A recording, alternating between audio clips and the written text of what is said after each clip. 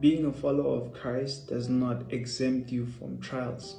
Sometimes it actually leads you to them.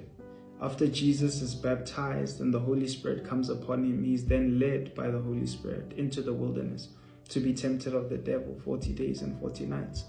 Or you may be asking yourself, what is the purpose of these trials? The purpose of these trials are to affirm the nature of Christ in you.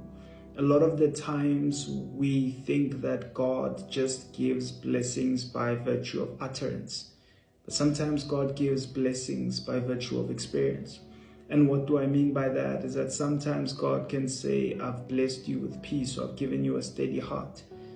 But he uses trials to develop that steady heart so that in future, when you face difficult situations, you're able to stand firm and confident that the one who delivered you all those times back will be able to do it again.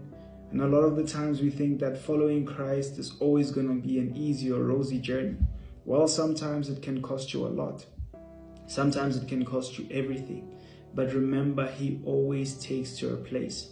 And what do I mean by that? That sometimes or for many of the times we lived our lives acquiring things by our own strength, own knowledge, our own desires, or the nature of the person that we were. And when you choose Christ, you're essentially saying that I'm choosing to die to self. I'm choosing your way because you know better. And that may cost you, or will cost you, the wrong friendships, will cost you the wrong associations.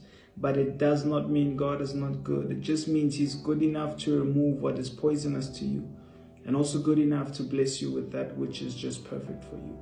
And remember, it's not always that God is going to bring the big blessings and things that you are able to look at and, externally and say, this is beautiful. Sometimes he can wrap it in things that you don't want. But that could be your greatest breakthrough and your greatest miracle. Sometimes he may wrap it in opportunities that force you outside of your comfort zone. But the beauty of that is you don't just gain things from him. You gain something that the world cannot sell, and that's dependence on God. And once you depend and rely on him, this is where things like coveting and fighting for things and striving and hustling in your own strength, all of those things are done away with because you know who your provider is. That's when you start living with a sense of purpose that it's beyond what I gain, but it's about how other people gain things. Use your gift to serve people. You may be a creative, you may be a content creator, you may be a singer, an actor, whatever it is, whatever gift that God has given you, use it to serve people. God always provides for his children. Even before we knew him, he was providing. So provision is inevitable.